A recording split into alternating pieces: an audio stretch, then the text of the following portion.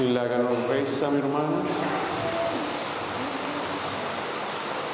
Dios Todopoderoso, recibiendo culpa y sangre de bollo, nos ha celebrado el misterio de Pascua. Así para su efecto saludable queda de nuestro corazón, agüe y turdía.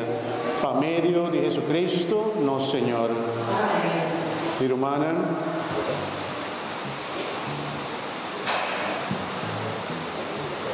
Y te pide para nos baja cabeza para recibir bendición solemne y Pascua de resurrección de agua. Para resurrección de suyo, Dios salva vos y hace vos suyo, es de una voz de alegría.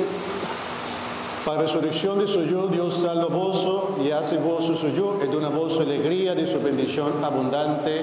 Amén.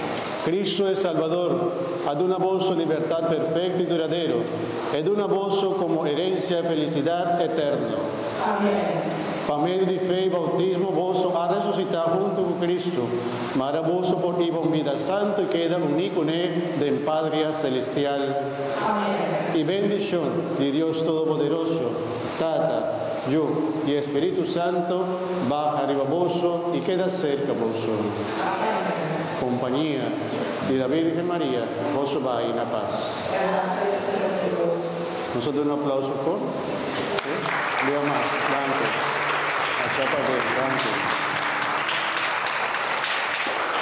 Mi que también llama Danki da tanto, gente que ayuda-nos durante su mano para derecha, aquí haya, para todos también puede dar su donación, para nos derecha nos banqui, con anta mira, con anta nuevo, nos tengo cuida, también por favor, tanto saquita una herencia para la siguiente generación también. Danki na vos dan para participación, todo el día aquí me queda contento, hopi en día bien de la celebración santo aquí, y Dios bendición a vos. Mi hermano, un feliz Pascua de resurrección, un abrazo para vosotros, pasa dulce, ave, goza, celebrar, si vos no comes bolo ni nada, ave día va a comer bolo, ave día va a comer dulce, si vos tenés suco no está nada, ave so va a comer, va a gozar, celebrar junto con Cristo su resurrección. Amén. Pasa dulce, un feliz Pascua, mi hermano.